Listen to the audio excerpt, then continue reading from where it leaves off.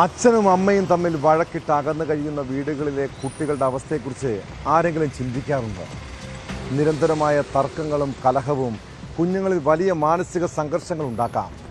അവർ അരക്ഷിതരായി വളരാം. വീട്ടിലെ പ്രശ്നങ്ങൾ കുട്ടികളുടെ പഠനത്തെയും സ്വഭാവത്തെയും ദോഷകരമായി ബാധിക്കാം. ദാമ്പത്യ ബന്ധങ്ങളിൽ അഭിപ്രായ ഭിന്നതകൾ സ്വാഭാവികമാണ്. എന്നാൽ അത് കുട്ടികൾ കേൾക്കാതെയും കാണാതെയും സംസാരിച്ച് തീർക്കണം കേട്ടോ. ഭാര്യ ഭർത്താക്കന്മാർക്ക് ഒന്നിച്ചു പോകാൻ സാധിക്കാത്ത സാഹചര്യമാണെങ്കിൽ ദീർഘകാലം വഴക്കിട്ട് കുട്ടികളെ വേദനിപ്പിക്കുന്നതിന് പകരം പരസ്പര സമ്മതത്തോടെയുള്ള വിവാഹമോചനമല്ലേ നല്ലത്? അല്ലാതെ വീട്ടിൽ കലഹമുണ്ടാക്കുന്ന ദമ്പതികൾ നിങ്ങളുടെ മക്കളെക്കുറിച്ചൊന്ന് ആലോചിക്കണം. തിരുവനന്തപുരം നാലാഞ്ചിറയിൽ കുടുംബ കലഹത്തെ തുടർന്ന് യുവതിയെ ഭർത്താവ് കൊലപ്പെടുത്തിയത് മക്കളുടെ കൺമുന്നിൽ വെച്ചാണ്. പരസ്പരം പ്രണയിച്ച് വിവാഹം കഴിച്ച ഹസീനയുടെയും സുരേഷിൻ്റെയും ജീവിതത്തിൽ എന്താണ് സംഭവിച്ചത്? വിശദമായി പരിശോധിക്കുകയാണ് പോലീസ് പട്രോൾ. സ്വാഗതം.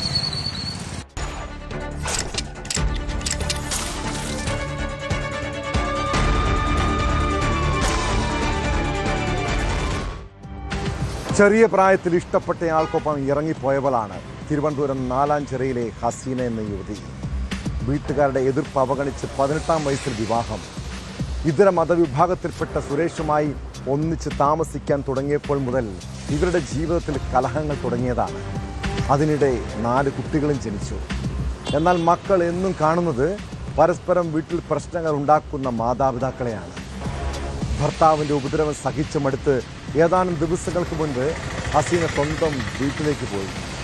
പിന്നീട് അമ്മയില്ലാത്ത വീട്ടിൽ നിന്ന് സ്കൂളിൽ പോകില്ലെന്ന് കുട്ടികൾ വാശി പിടിച്ചതോടെ ഹസീന തിരിച്ചു വന്നു. അങ്ങനെ രാവിലെ സ്കൂളിൽ പോകാൻ എഴുന്നേറ്റ കുട്ടികൾ കേട്ടത് അമ്മയുടെ നിലവിളി ശബ്ദം. മക്കളുടെ കൺമുന്നിൽ വെച്ച് അച്ഛൻ ഹസീനയെ കഴുത്തറുത്ത് കൊലപ്പെടുത്തുന്നു.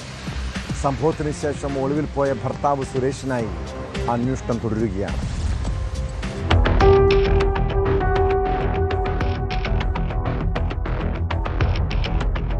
തിരുവനന്തപുരം നാലാഞ്ചിറയിലാണ് കുടുംബ വഴക്കിനെ തുടർന്ന് വീട്ടമ്മയെ ഭർത്താവ് കഴുത്തറുത്ത് കൊന്നത്. 36-കാരിയായ വീട്ടമ്മ ഹസീന ബീവിയാണ് മരിച്ചത്. കൃത്യത്തിന് ശേഷം ഭർത്താവ് സുരേഷ് ഒളിവിൽ പോയി. മക്കളുടെ മുന്നിൽ വെച്ചായിരുന്നു കഴിഞ്ഞ ദിവസം രാത്രി കൊലപാതകം. മൂത്ത മകളാണ് സംഭവം മണ്ണന്തല പോലീസ് സ്റ്റേഷനിൽ വിളിച്ചറിയിച്ചത്.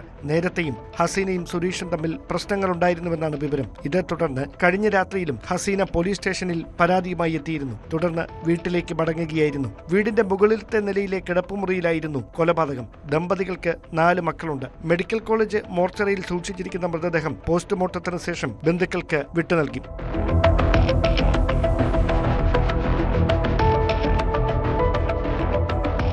ന്യൂസ് 18 തിരുവനന്തപുരം. കൊല്ലത്തും പാരിപ്പള്ളിയിലും നാട്ടുകാരുടെ ഉറക്കം കെടുത്തിയ ഒരു സീരിയൽ കില്ലറിന്റെ കഥയിലേക്കാണ് 1.5 മാസത്തിനിടെ നടന്ന 2 കൊലപാതകങ്ങൾ. 2 കേസുകൾക്കും സമാന സ്വഭാവം. അങ്ങനെയാണ് കൊലയാളി ഒരാൾ തന്നെയെന്ന് പോലീസ് ഉറപ്പിച്ചത്. പക്ഷെ കേസ് അന്വേഷണത്തിൽ ഒട്ടേറെ വെല്ലുവിളികളുണ്ടായി. ഒടുവിൽ പ്രതിയെ തേടിയുള്ള പോലീസിൻ്റെ അന്വേഷണം എത്തിയത് തക്കല സ്വദേശി ബിജുവിലേക്ക്. മെയ് 25-ന് കൊല്ലത്ത് വയോധികനെ വധിച്ച കേസിൽ പ്രതി പിടിയിലായതോടെ പാരിപ്പള്ളിയിലെ അരുംകൊലയിലും വഴിത്തിരിവുണ്ടായിരിക്കുന്നു. ഇയാൾ കൊടും കുറ്റവാളിയെന്നാണ് പോലീസ് നൽകുന്ന വിവരം.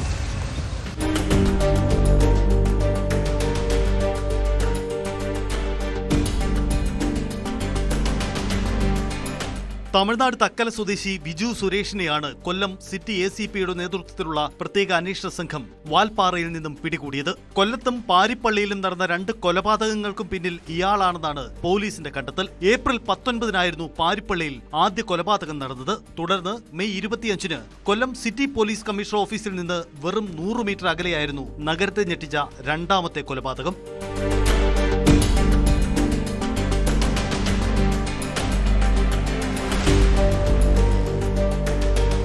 2 കേസുകളിലും കൊലപാതകം നടത്തിയ രീതി സമാനമായിരുന്നുവെന്ന് അന്വേഷണത്തിൽ കണ്ടെത്തി. ഇതോടെയാണ് ഒരേ വ്യക്തിയാണ് 2 കൊലപാതകങ്ങൾക്കും പിന്നിലെന്ന സംശയത്തിൽ പോലീസ് എത്തിയത്. പ്രതി തമിഴ്നാട് സ്വദേശിയാണെന്ന സൂചനകളും അന്വേഷണ സംഘത്തിന് ലഭിച്ചിരുന്നു. പ്രതിയെ കണ്ടെത്തുന്നതിനായി കഴിഞ്ഞ 2 ദിവസമായി തമിഴ്നാട്ടിലെ വിവിധ ജില്ലകളിൽ വ്യാപക പരിശോധന നടത്തിയെങ്കിലും ഇയാളെ കണ്ടെത്താൻ കഴിഞ്ഞിരുന്നില്ല. തുടർന്ന് നടത്തിയ രഹസ്യാന്വേഷണത്തിനൊടുവിലാണ് വാൽപ്പാറയിൽ ഒളിവിൽ കഴിഞ്ഞിരുന്ന ബിജു സുരേഷിനെ പോലീസ് പിടികൂടിയത്. പ്രതിയെ കൊല്ലത്തേക്ക് എത്തിച്ച് വിശദമായ ചോദ്യം ചെയ്യലിന് വിധേയനാക്കും. മറ്റ് കുറ്റകൃത്യങ്ങളിൽ ഇയാൾക്ക് ബന്ധമുണ്ട് ബന്ധമുണ്ടോ എന്നും കൂടുതൽ കൊലപാതകങ്ങളിൽ പങ്കെടുത്തിട്ടുണ്ടോ എന്നും പോലീസ് അന്വേഷിക്കും.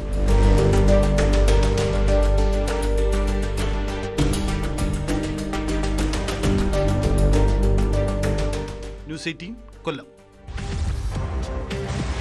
മകനെ മാപ്പെന്ന് പറഞ്ഞൊരു നാട് മുഴുവൻ നെഞ്ചത്തടിച്ച് വിലപിക്കുന്നുണ്ട്.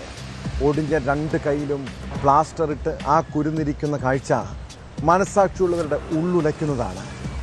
തിരുവനന്തപുരം നെടുമങ്ങാട്ടെ 1.5 വയസ്സുകാരൻ അർഷിദിൻ്റെ കൈ എങ്ങനെയാണ് ഒടിഞ്ഞതെന്ന് അറിയാമോ? ആഹാരം കഴിക്കാത്തതിൻ്റെ ദേഷ്യത്തിന് അയാൾ കുഞ്ഞിനെ ചവിട്ടിയതാണ്. വേദന കൊണ്ട് പുളഞ്ഞിട്ടും അവർ ആശുപത്രിയിൽ കൊണ്ടുപോയില്ല. പിന്നീട് 3 ആഴ്ചയ്ക്ക് ശേഷമാണ് ചികിത്സ നൽകിയത്. കൊലപാതകത്തിന് 3 ആഴ്ച മുൻപ് മുതൽ തുടർച്ചയായി കുട്ടിയെ അമ്മയുടെ കാമുകൻ ശാരീരികമായി പീഡിപ്പിച്ചിരുന്നതാണ് പോലീസ് കണ്ടെത്തൽ. അതിനിടെ അന്വേഷണത്തിൻ്റെ ചുമതല നെടുമങ്ങാട് ഡിവൈഎസ്പിക്ക് കൈമാറി.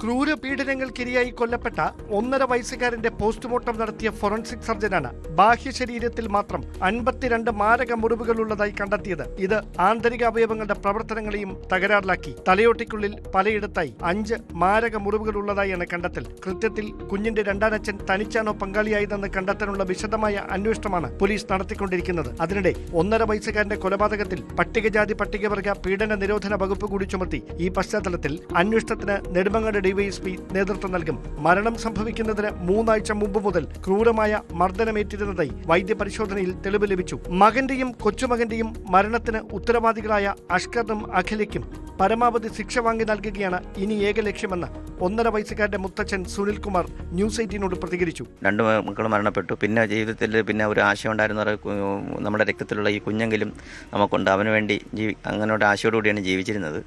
അപ്പം അത് ആ പ്രതീക്ഷയും കെട്ടടങ്ങി. ഇനിയുള്ള ഒരു നമ്മൾ ഇങ്ങനെ ഞാനും എൻ്റെ ഭാര്യയും നോക്കിക്കാണുന്നതെന്ന് പറഞ്ഞാൽ ഇവരുടെ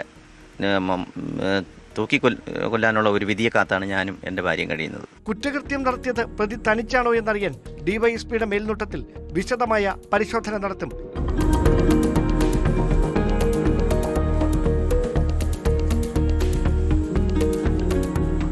ന്യൂസ് 18 തിരുവനന്തപുരം. മദ്യവും ലഹരിയും ഒരു വ്യക്തിയെ മാത്രമല്ല നശിപ്പിക്കുന്നത്, അത് കുടുംബങ്ങളിൽ ഉണ്ടാക്കുന്ന പ്രശ്നങ്ങൾ, നാട്ടിൽ സൃഷ്ടിക്കുന്ന ഭീകരത. കഞ്ചാവും മയക്കുമരുന്നും ഉപയോഗിക്കുന്നവരുടെ മനോനില തന്നെ തെറ്റുകയാണ്. കോഴിക്കോട് കക്കോടിയിൽ ലഹരി ഉപയോഗിച്ച ശേഷം മാരകായുധങ്ങളുമായി നാട്ടുകാരെ ഭീതിയിലാഴ്ത്തിയ 2 യുവാക്കളെക്കുറിച്ചാണ് പറഞ്ഞു വരുന്നത്. ബദിരൂർ സ്വദേശികളായ വിഷ്ണു, അർജുൻ എന്നീ സഹോദരങ്ങളെ ചേവായൂർ പോലീസ് അറസ്റ്റ് ചെയ്തു. ഞായറാഴ്ച പകൽ കക്കോടി കൂടത്തും പോയിലായിരുന്നു നാടകീയ രംഗങ്ങൾ.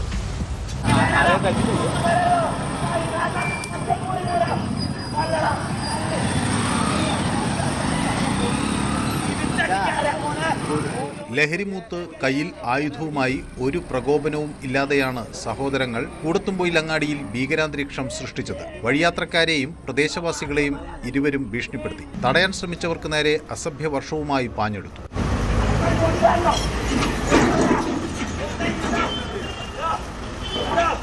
നാട്ടുകാർ പകർത്തിയ ദൃശ്യങ്ങൾ സമൂഹമാധ്യമങ്ങളിൽ പ്രചരിച്ചതോടെ എലത്തൂർ പോലീസ് കേസെടുക്കുകയായിരുന്നു. കൂടത്തുംപൊയിലങ്ങാടിക്ക് സമീപം താമസിക്കുന്ന വിഷ്ണുവിനെയും അർജുനെയും പോലീസ് കസ്റ്റഡിയിലെടുത്തു. മദ്യത്തിനൊപ്പം കഞ്ചാവ് കൂടി ഉപയോഗിച്ചതായി ഇരുവരും പോലീസിനോട് സമ്മതിച്ചു. ലഹരി ഉപയോഗം, പൊതുസ്ഥലത്ത് ശല്യമുണ്ടാക്കൽ തുടങ്ങിയ വകുപ്പുകൾ ഉൾപ്പെടുത്തിയാണ് കേസെടുത്തത്. ഇരുവരെയും സ്റ്റേഷൻ ജാമ്യത്തിൽ വിട്ടയച്ചു.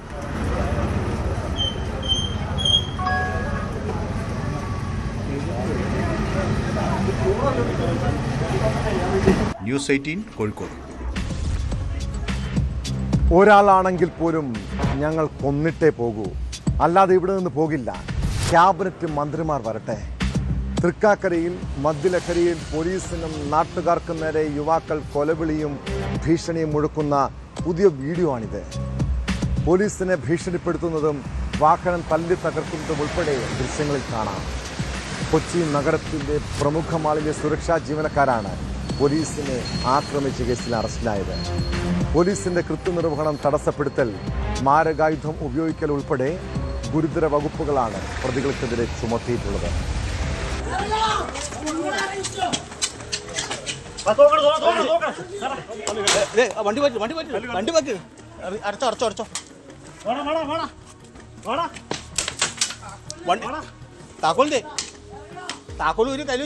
കഴിഞ്ഞ ശനിയാഴ്ച അർദ്ധരാത്രിയോടെയാണ് കേസിനാസ്പദമായ സംഭവം. തൃക്കാക്കര മരോട്ടിച്ചുവട് ബിസ്മി ഗാർഡനിൽ താമസിക്കുന്ന പ്രതികൾ മദ്യപിച്ച് അയൽവാസികൾക്ക് ബുദ്ധിമുട്ടുണ്ടാകുന്ന രീതിയിൽ ബഹളം വയ്ക്കുന്നതായി വിവരം ലഭിച്ചതിനെ തുടർന്നാണ് പോലീസ് സംഭവസ്ഥലത്തെത്തിയത്.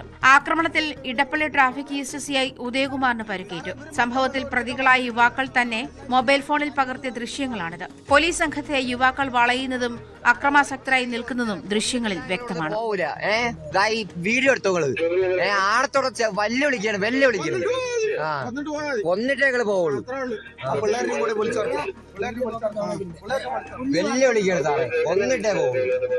വയനാട് സ്വദേശി അക്ഷയ്, കൊല്ലം സ്വദേശി ജിനീഷ്, തിരുവനന്തപുരം സ്വദേശികളായ അജ്മൽ, അൽതാഫ്, നെന്മാറ സ്വദേശി ഷംസുദ്ദീൻ എന്നിവരാണ് പിടിയിലായത്. നഗരത്തിലെ പ്രധാന മാളിലെ സെക്യൂരിറ്റി സ്റ്റാഫുകളാണ് ഈ 5 പേരും. ഐഡന്റിറ്റി കാർഡ് ചോദിച്ച പോലീസ് ഉദ്യോഗസ്ഥരോട് അക്രമാസക്തരായ ഇവർ തങ്ങൾക്കെതിരെ പരാതി നൽകിയത് ആരാണെന്ന് വ്യക്തമാക്കണമെന്ന് ആവശ്യപ്പെട്ടു. പുതിയ മന്ത്രിസഭയിലെ ആൾക്കാർ ഇവിടെ വരട്ടെയെന്നും യുവാക്കൾ ആക്രോശിക്കുന്നുണ്ടായിരുന്നു.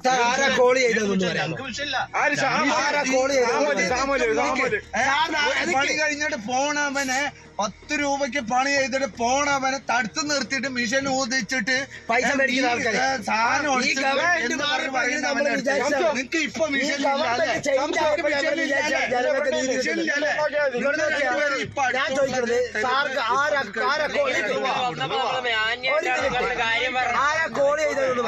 സ്ഥിതി വഷളായതോടെ കൂടുതൽ പോലീസ് സ്ഥലത്തേക്കെത്തി. ഈ സമയം സ്ഥലത്തുണ്ടായിരുന്ന ഇടപ്പള്ളി ട്രാഫിക് ഈസ്റ്റ് സിഐ ഉദയകുമാറും ഇവരെ തടയാൻ ശ്രമിച്ചു. പ്രതികളെ കസ്റ്റഡിയിലെടുക്കാൻ ശ്രമിക്കുന്നതിനിടെ ഇവർ പോലീസുകാരെ കായികമായി നേരിട്ടു. തുടർന്നുണ്ടായ അടിപിടിക്കിടെയാണ് സിഐ ഉദയകുമാറിന്റെ കൈക്ക് പൊട്ടലുണ്ടായത്. പ്രതികളെ നേരത്തെ റിമാൻഡ് ചെയ്തിരുന്നു. വധശ്രമം ഉൾപ്പെടെയുള്ള വകുപ്പുകളാണ് നിലവിൽ പ്രതികൾക്ക് മേൽ ചുമത്തിയിരിക്കുന്നത്. ഞങ്ങളെ ഇന്നലെ കൊന്നിരുന്നെങ്കിൽ എന്ത് തീരുമാനം ഉണ്ടാവുമായിരുന്നു?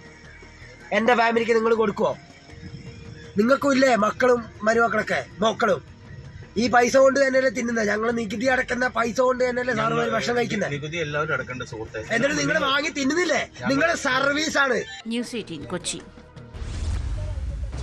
മലപ്പുറം പുലാമന്തോൾ സ്വദേശി സമീർ നാട്ടുകാർക്കും വീട്ടുകാർക്കും പേടി സ്വപ്നമാണ്. ലഹരി ഇടപാടും അടിപിടിയും പതിവ്. മയക്കുമരുന്ന് ഉപയോഗിച്ചാൽ ഭാര്യയെയും കുടുംബാംഗങ്ങളെയും ആക്രമിക്കും. കഴിഞ്ഞ ദിവസം കുടുംബ പ്രശ്നവുമായി ബന്ധപ്പെട്ട ചർച്ചയ്ക്കിടെ ഭാര്യ സഹോദരനെ കൊലപ്പെടുത്താൻ ശ്രമിച്ചു. ആ കേസിൽ പ്രതിയെ പിടികൂടാൻ എത്തിയപ്പോൾ ഇയാളുടെ വീട്ടിൽ നിന്ന് കിട്ടിയത് MDMA. കോട്ടക്കൽ പോലീസാണ് സമീറിനെ അറസ്റ്റ് ചെയ്തത്. 79 ഗ്രാം MDMAയും ഇയാളിൽ നിന്നും പിടിച്ചെടുത്തു. ലഹരി മാഫിയയെ അമർച്ച ചെയ്യാനുള്ള സർക്കാരിൻ്റെ ഓപ്പറേഷൻ തൂഫാനിൽ മലപ്പുറത്തെ ആദ്യ അറസ്റ്റാണിത്.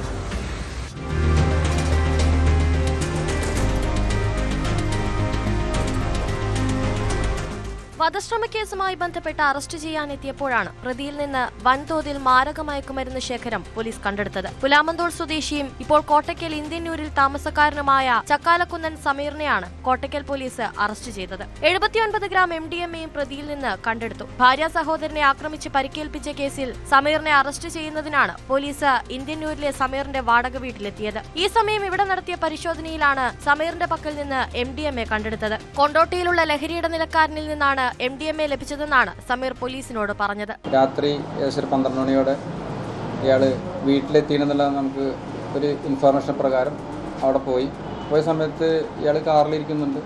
കാറിൽ തുറന്ന് പരിശോധിച്ച് നോക്കിയ സമയത്ത് ഇയാളുടെ കാറിൻ്റെ ഉള്ളിൽ നമുക്ക് 79 ഗ്രാം MDMA കിട്ടിയിട്ടുണ്ട്. അതിന് മുന്നേ ആൾക്ക് വളാഞ്ചേരിയിൽ ഒരു ചെറിയ ക്വാണ്ടിറ്റി MDMA ബേസിന് കേസുണ്ട്.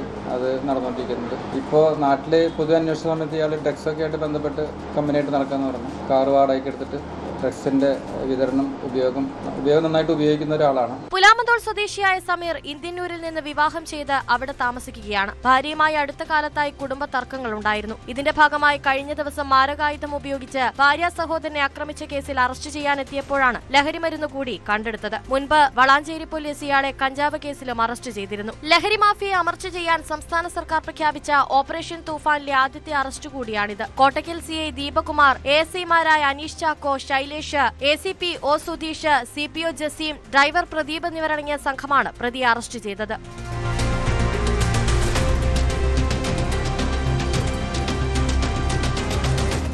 ന്യൂസ് 18 തിരൂർ. ഉറക്കം നഷ്ടപ്പെട്ട 40 വർഷങ്ങൾ ഉള്ളിൽ പേടിയോടെയാണ് അയാൾ ഇത്രയും നാൾ ജീവിച്ചത്. പലപ്പോഴും കുറ്റബോധം വേട്ടയാടിയിട്ടുണ്ട്. രാത്രികളിൽ ആരും കാണാതെ പൊട്ടിക്കരഞ്ഞിട്ടുണ്ട്. മലപ്പുറം വേങ്ങരയിലെ മുഹമ്മദലിയുടെ മനസ്സിൽ ഇപ്പോൾ വലിയ ആശ്വാസമാണ്. 40 വർഷം മുൻപ് മുഹമ്മദലി കൊലപ്പെടുത്തിയത് ആരെയാണെന്ന് തിരിച്ചറിയാൻ കഴിഞ്ഞതിൽ പോലീസിനും ആശ്വസിക്കാം.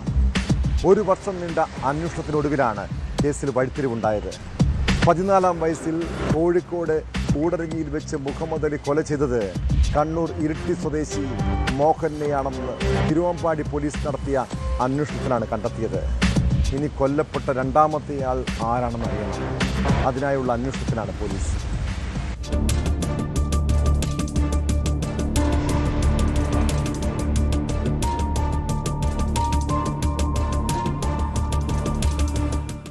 മുഹമ്മദ് അലി വെളിപ്പെടുത്തൽ നടത്തിയത് 1 വർഷം മുമ്പാണ് എങ്കിലും ഏതാനും മാസം മുമ്പാണ് മോഹനന്റെ ബന്ധുക്കൾ തിരുവമ്പാടി പോലീസിനെ ബന്ധപ്പെട്ടത്. തുടർന്ന് ഇൻസ്പെക്ടർ അവിടെയെത്തി അന്വേഷണം നടത്തി. മോഹനൻ കൂടരഞ്ഞിയിൽ ജോലിക്ക് പോയത്, പിന്നീട് അവിടെ വെച്ച് വെള്ളത്തിൽ വീണ് മരിച്ചത്, അച്ഛന്റെ സഹോദരൻ വിവരമറിഞ്ഞ സ്റ്റേഷനിൽ എത്തിയത്, ഫോട്ടോ കണ്ട് മോഹനനാണ് മരിച്ചത് എന്ന് അന്ന് സ്ഥിരീകരിച്ചതുൾപ്പെടെയുള്ള കാര്യങ്ങൾ അന്വേഷണത്തിനിടെ സഹോദരി രാധ പോലീസിനോട് വെളിപ്പെടുത്തി. മോഹനൻ കൂടരഞ്ഞിയിൽ ജോലിക്ക് പോയപ്പോൾ വെള്ളത്തിൽ വീണ് മരിച്ചത് എന്നാണ് ബന്ധുക്കൾക്ക് അറിയാമായിരുന്നത് എങ്കിലും കൊല്ലപ്പെട്ടു എന്ന വിവരം ഇപ്പോഴാണ് വ്യക്തമായത്. അന്ന് 1.5 വർഷം കഴിഞ്ഞാണ് മോഹനൻ മരിച്ച വിവരം ബന്ധുക്കൾ അറിഞ്ഞത്. അതിനു മുമ്പേ അജ്ഞാത മൃതദേഹം എന്ന നിലയിൽ അടക്കം ചെയ്യുകയും ചെയ്തു.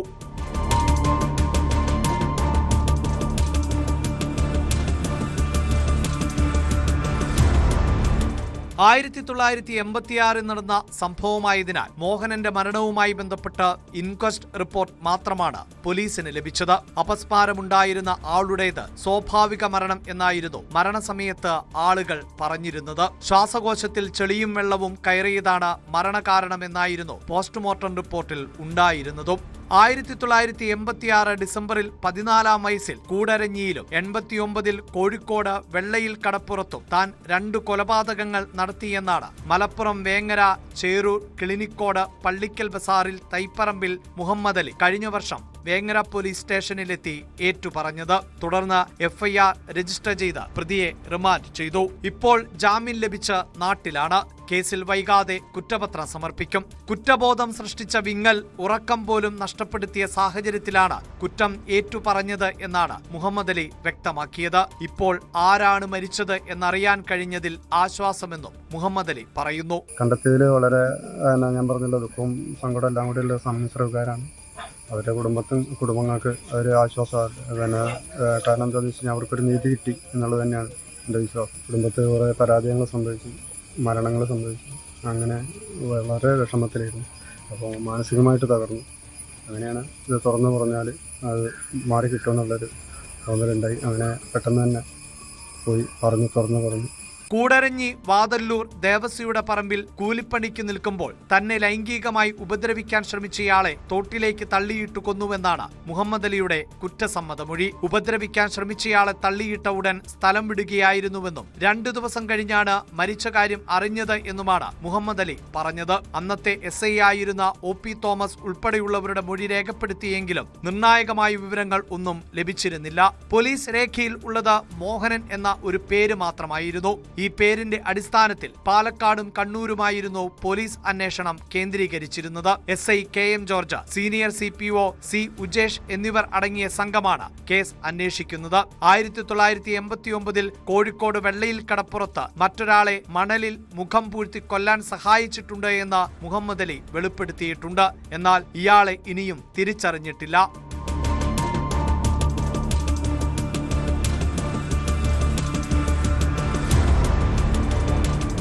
ന്യൂസ് 18 മലപ്പുറം, കോഴിക്കോട്.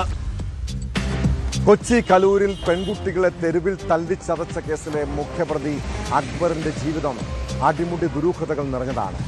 നഗരത്തിലെ സെക്സ് റാക്കറ്റിന്റെ തലവൻ, കൊടും കുറ്റവാളി.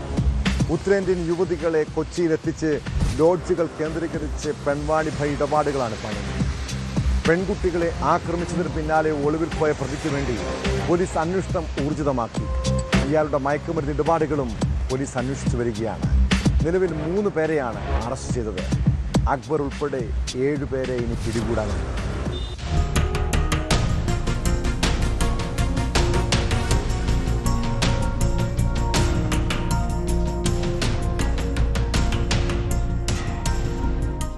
കേസിലെ മുഖ്യ സൂത്രധാരന് 1ാം പ്രതിയുമായ അക്ബർ കൊച്ചി കേന്ദ്രീകരിച്ച് വൻതോതിൽ സെക്സ് റാക്കറ്റ് നടത്തിവന്നിരുന്ന ക്രിമിനലാണെന്നാണ് പോലീസ് സംഘം കണ്ടെത്തിയിരിക്കുന്നത്. കേരളത്തിലെ പെൺകുട്ടികൾക്ക് പുറമെ തമിഴ്നാട്, ഉത്തരേന്ത്യ സംസ്ഥാനങ്ങളിൽ നിന്നുള്ളവരെ കൊച്ചിയിൽ എത്തിച്ചായിരുന്നു ഇയാളുടെ കച്ചവടമെന്നാണ് പോലീസ് പറയുന്നത്. കലൂർ ലിബർട്ടി ലൈനിൽ ഹൈലാൻഡ് ലോഡ്ജ് നടത്തിപ്പുകാരനായ അക്ബറും കൂട്ടാളികളും ഇപ്പോഴും ഒളിവിൽ തുടരുകയാണ്. അക്ബർ അലി ഉൾപ്പെടെ 7 പേരാണ് ഒളിവിൽ കഴിയുന്നത്. പാലക്കാട് സ്വദേശിയായ അക്ബറിന്റെ ലാസ്റ്റ് ലൊക്കേഷൻ പാലക്കാടാണെന്നും പോലീസ് പറയുന്നു.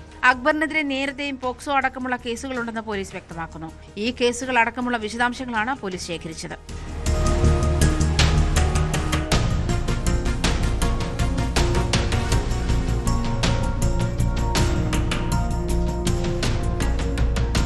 പാലക്കാട് സ്വദേശികളായ അരുൺ, സാബിത്ത്, മലപ്പുറം സ്വദേശി ആൽവിൻ സൈമൺ എന്നിവരാണ് നിലവിൽ പോലീസ് കസ്റ്റഡിയിലുള്ളത്.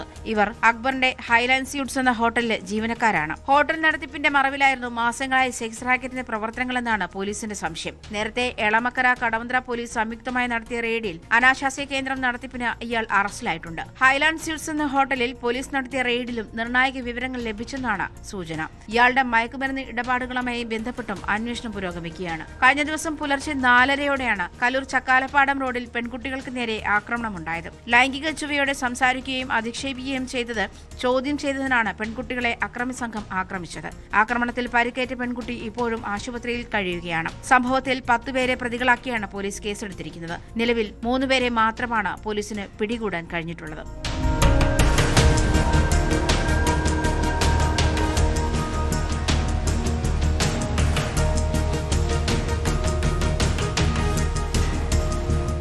ന്യൂസ് 18 കൊച്ചി. സിഗരറ്റ് വലിച്ച് പുക ഊതുന്നതും മീശ പിരിക്കുന്നതും റീലാക്കി സിനിമാ സ്റ്റൈലിലുള്ള നടത്തം. ഇങ്ങനെ ഹീറോ പരിവേഷത്തോടെ വരുന്നത് പെരിയ ഇരട്ടക്കൊലക്കേസിലെ പ്രതി അശ്വിനാണ്. ഇൻസ്റ്റഗ്രാമിൽ വീഡിയോ പ്രചരിച്ചതോടെ പ്രതിയുടെ പരോൾ വ്യവസ്ഥാ ലംഘനം വീണ്ടും ചർച്ചയാവുകയാണ്. കേസിലെ 7ാം പ്രതിയായ അശ്വിൻ്റെ വീഡിയോയാണ് സമൂഹ മാധ്യമങ്ങളിൽ പ്രചരിക്കുന്നത്. സംഭവത്തിൽ രഹസ്യാന്വേഷണ വിഭാഗം അന്വേഷണം ആരംഭിച്ചു.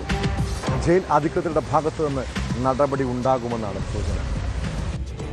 ഒരു വശത്ത് എണ്ണം പറഞ്ഞ 11 പേര്, മറുവശത്ത് പൊറിഞ്ചു. ആരാ ജയിക്കുക? ബ്രൂസ്ലിയാണെ ജയിക്കും. സിനിമയല്ല, പൊറിഞ്ചടിച്ച അടിയാണ് മുളയടി. ജോസ് മാത്രം നോക്കായിരുന്നു, പക്ഷെ പൊറിഞ്ചു നമ്മളൊന്നും നടക്കില്ല. പെരിയ കല്യോട്ടെ യൂത്ത് കോൺഗ്രസ് പ്രവർത്തകരായ കൃപേഷിനെയും ശരത് ലാലിനെയും വെട്ടിക്കൊലപ്പെടുത്തിയ കേസിലെ 7ാം പ്രതി അശ്വിൻ ഇപ്പോൾ പരോളിലാണ്. ഇതിനിടയിലാണ് ഇയാൾ റീൽ ഷൂട്ട് ചെയ്ത് തന്റെ ഇൻസ്റ്റാഗ്രാം അക്കൗണ്ടിൽ പോസ്റ്റ് ചെയ്തത്. ഹീറോ പരിവേഷത്തോടെ മീശ പിരിക്കുന്നതും സിഗരറ്റ് വലിച്ച് പുക ഊതി വിടുന്നതുമെല്ലാമാണ് റീൽസിൽ.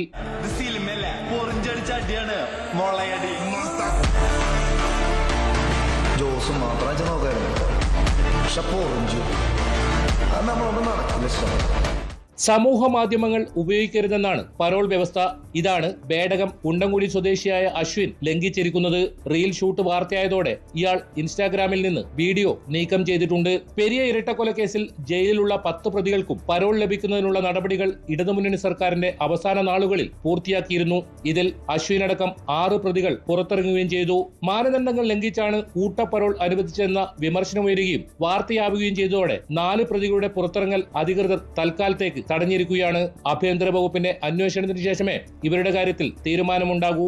അശ്വിന്റെ പരോൾ ലംഘനം സംബന്ധിച്ച് ജയിൽ അധികൃതർ നടപടിയെടുക്കുവാൻ സാധ്യതയുണ്ടെന്നാണ് ലഭിക്കുന്ന വിവരം. രഹസ്യാന്വേഷണ വിഭാഗവും സംഭവത്തിൽ അന്വേഷണം ആരംഭിച്ചിട്ടുണ്ട്.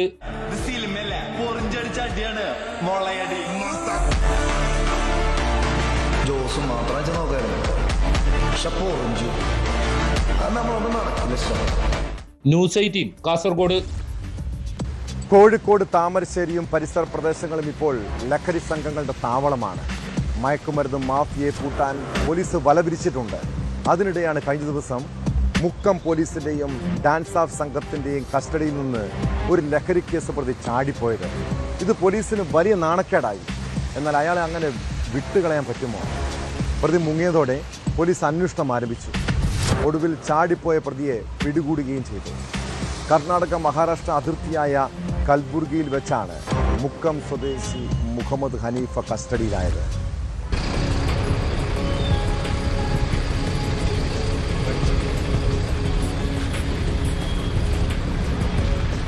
ഏപ്രിൽ 2 മുക്കം മിനി സിവിൽ സ്റ്റേഷന് മുൻവശത്തെ ബസ് സ്റ്റോപ്പിൽ നിന്നും മണാശ്ശേരിയിലെ വാടക വീട്ടിൽ നിന്നും 3 കിലോയോളം MDMA പിടികൂടിയ കേസിൽ റിമാൻഡിൽ കഴിയുകയായിരുന്നു മുഹമ്മദ് ഹനീഫ.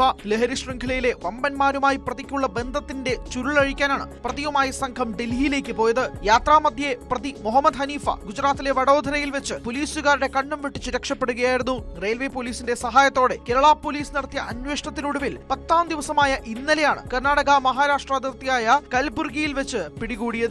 ഡൽഹിയിലേക്ക് പോകുന്ന ട്രെയിനിൽ നിന്ന് മുഹമ്മദ് ഹനീഫയെ പോലീസ് കണ്ടെത്തുകയായിരുന്നു. പോലീസ് പിടിയിലായ മുഹമ്മദ് ഹനീഫയെ രാവിലെ 11 മണിയോടെ താമരശ്ശേരി ഡിവൈഎസ്പി ഓഫീസിൽ എത്തിച്ചു. പിന്നീട് പ്രതിയെ കോടതിയിൽ ഹാജരാക്കി.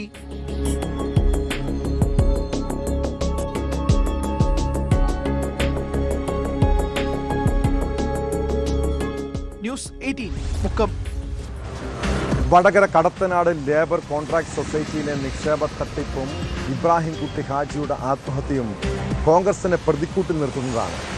കോൺഗ്രസ് ഭരണസമിതിയുടെ നേതൃത്വത്തിൽ വലിയ തിരിമറി നടന്നെന്നാണ് ആക്ഷേപം.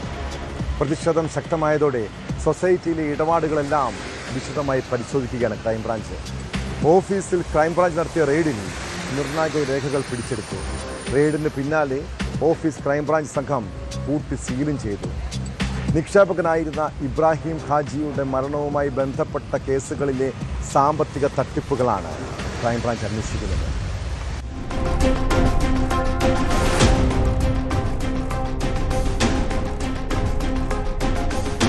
വടകര ക്രൈംബ്രാഞ്ച് ഡിവൈഎസ്പി ടി മനോഹരന്റെ നേതൃത്വത്തിലായിരുന്നു പാർക്ക് റോഡിലെ സൊസൈറ്റി ഓഫീസിൽ മണിക്കൂറുകൾ നീണ്ട മിന്നൽ പരിശോധന. സൊസൈറ്റിയുടെ ഓഫീസ് ലെഡ്ജർ, വൗച്ചറുകൾ, ക്യാഷ് ബുക്ക്, വർക്ക് രജിസ്റ്ററുകൾ എന്നിവയ്ക്ക് പുറമെ സ്ഥിര നിക്ഷേപ ബോണ്ടുകൾ, ചെക്ക് ഇഷ്യൂ രജിസ്റ്റർ, കരാർ സംബന്ധമായ പ്രധാന രേഖകൾ എന്നിവയും ക്രൈംബ്രാഞ്ച് കസ്റ്റഡിയിലെടുത്തു. തുടർ നടപടികളുടെ ഭാഗമായാണ് ഓഫീസ് പൂർണ്ണമായും പൂട്ടി സീൽ ചെയ്തത്.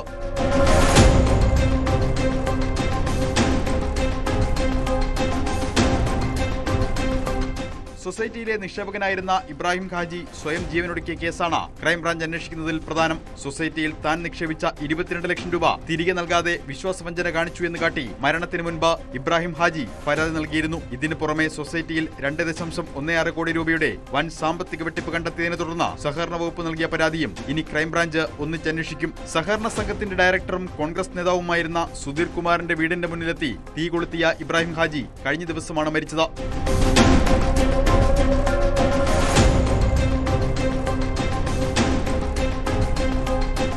ന്യൂസ് 18 കോഴിക്കോട്. കുട്ടികൾ പരസ്പരം തമ്മിൽ തല്ലുന്നത് കാണുമ്പോൾ മനസാക്ഷിയുള്ളവർക്ക് അത് കണ്ടു നിൽക്കാൻ പറ്റുമോ? നമ്മുടെ മക്കളെയാണ് ആരെങ്കിലും മർദ്ദിക്കുന്നതെങ്കിലോ? കൊല്ലം ആയൂരിൽ കൂട്ടുകാരനെ പ്രായപൂർത്തിയാകാത്ത വിദ്യാർത്ഥികൾ വളഞ്ഞിട്ട് ആക്രമിക്കുന്ന ദൃശ്യം ഒരു മാതാപിതാക്കൾക്കും സഹിക്കാൻ കഴിയില്ല. ഫോണിലേക്ക് മോശം മെസ്സേജ് അയച്ചത് ചോദ്യം ചെയ്തതിനാണ് വിദ്യാർത്ഥിയെ ക്രൂരമായി തല്ലിച്ചതച്ചത്. വന്ദനം വന്ദനം വന്ദനം, വിസ്മയം വിസ്മയം വിസ്മയം, ലാൽസലാം സലാം.